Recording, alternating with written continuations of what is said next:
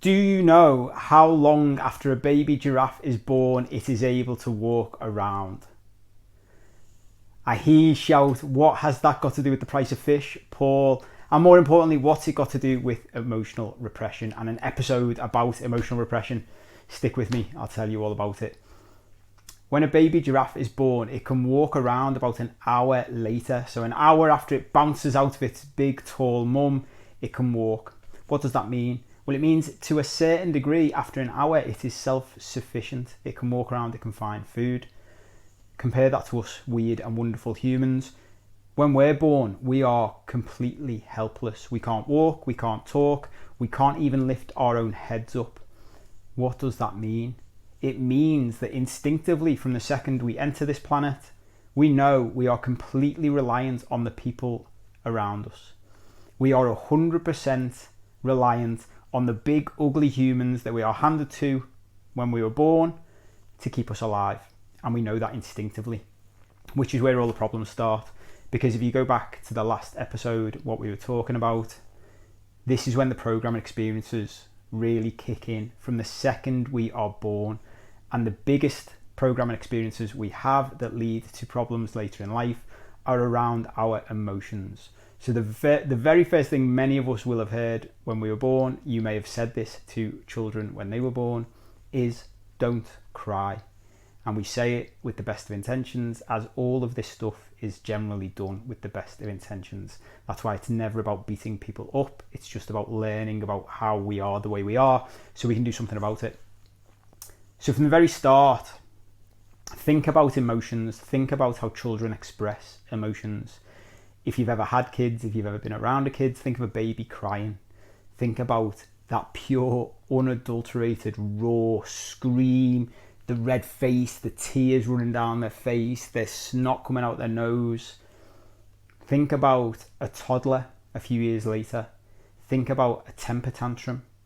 I like to picture this as a kid in a supermarket, lying on the floor, kicking their legs, screaming again, red-faced, slapping their arms on the floor because they're not getting their own way.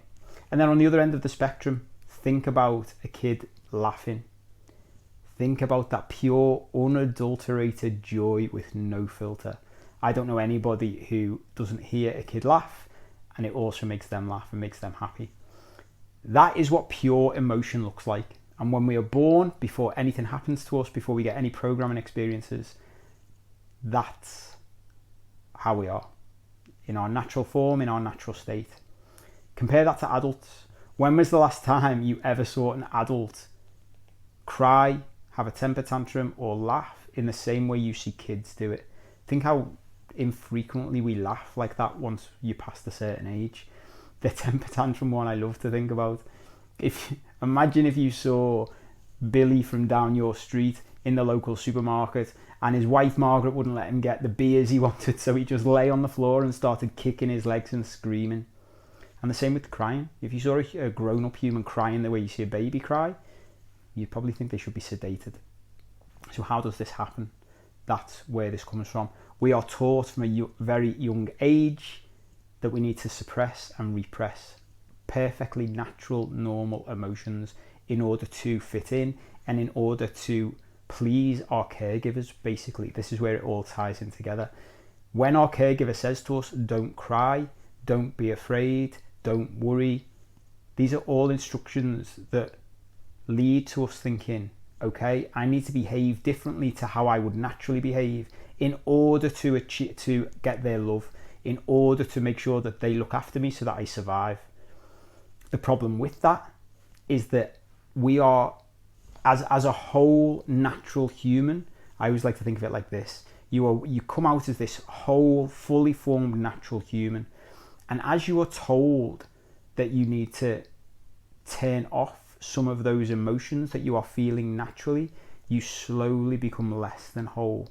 Because while you feel these things, you feel anger, you feel fear, you feel sadness, you feel self-pity, but these are all emotions that down the human conveyor belt, the production line that we've talked about before, we have been taught through the generations they are not acceptable. We even refer to them as negative emotions.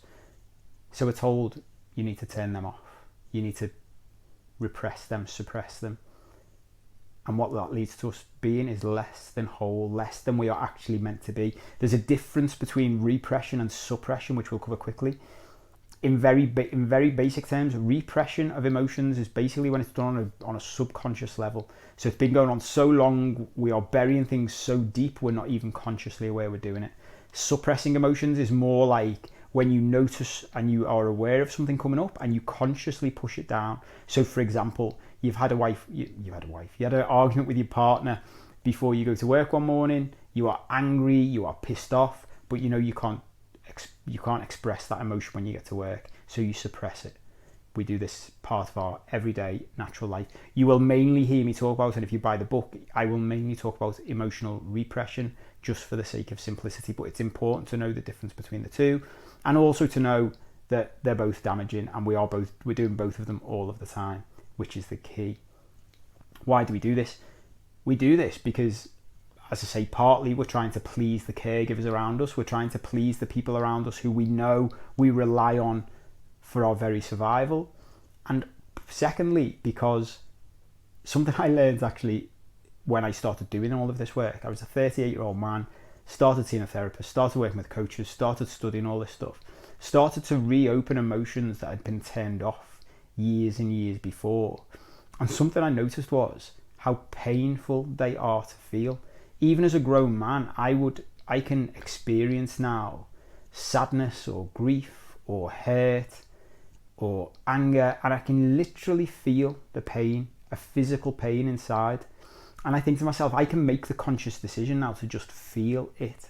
But when I was a 2-year-old boy, when I was a 3-year-old boy, that must have been so unbearable, and no one taught me what to do with it, that I needed to switch it off. The control deck inside my head, my subconscious, all of the stuff that exists for me to survive in this crazy world said to me, you need to dampen these down. You need to switch these off as much as you can because it hurts to feel them.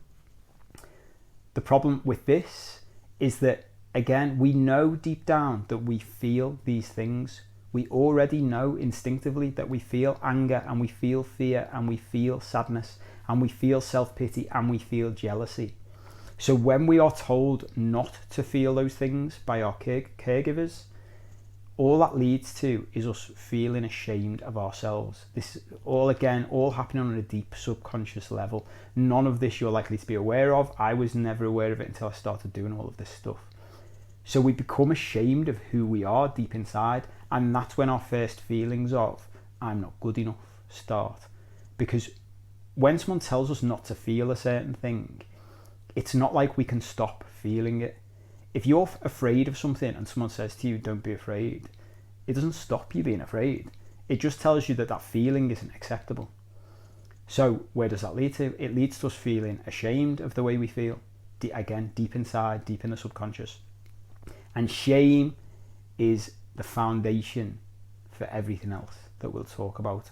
It ties in massively with the next part we're going to talk about. It ties into the fundamental foundation and roots of all of the problems we have. If you have never heard of or never listened to or watched any of Brené Brown's stuff around this, I would highly recommend you do. She has got viral TED Talks on shame and vulnerability, which is another important topic we'll come back to. She's got a Netflix special, and she's got her own podcast and multiple books. I would highly recommend you dive deep into all of her stuff.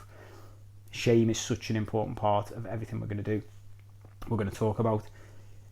On the other side of all of this, which is important to note as well, all of our emotions come through the same tap. So think of it like, I don't know what you call them if you're not listening outside the UK. Does everyone call them taps? Faucets maybe? Think about the place where all the water comes out of into the sink in your kitchen, and the hot and cold all comes through the same place. It's the same with emotions.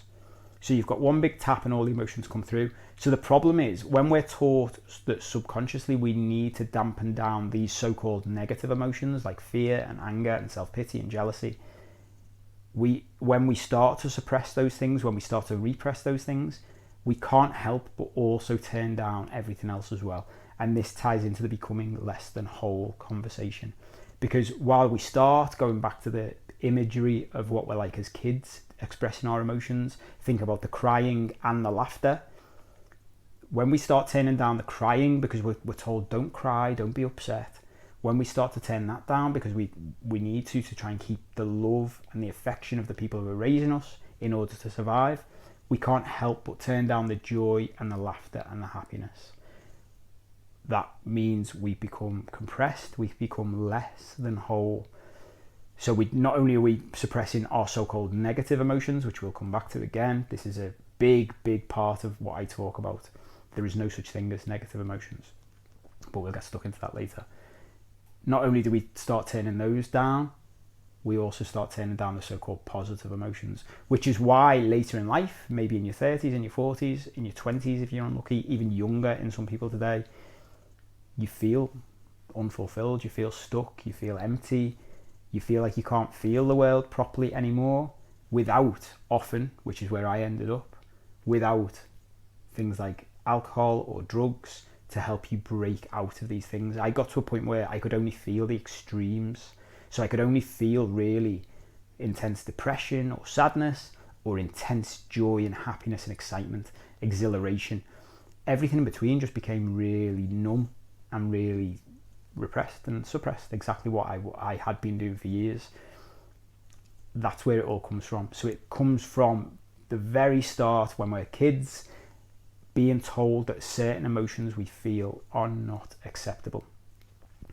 This is only a short episode. This is only a short chapter in the book. When I was writing it, I actually thought, when you write a short chapter and you cover a shortish topic, I think, should it be longer than that? And then I realised when I'm reading a book, I actually quite like having some short chapters because you get like the feeling of getting a quick win.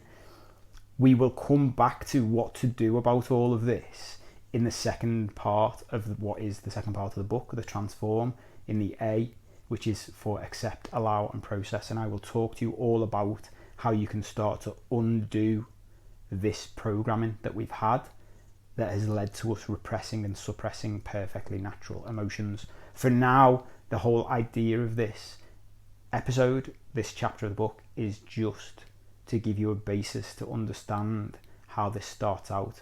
And then in the next episode, we'll talk about what that starts leading to. So that's it for this one. I hope you liked it. Share it. Like it on YouTube if you're watching it on YouTube. If you're listening to it on the podcast, share it with someone you think it might help.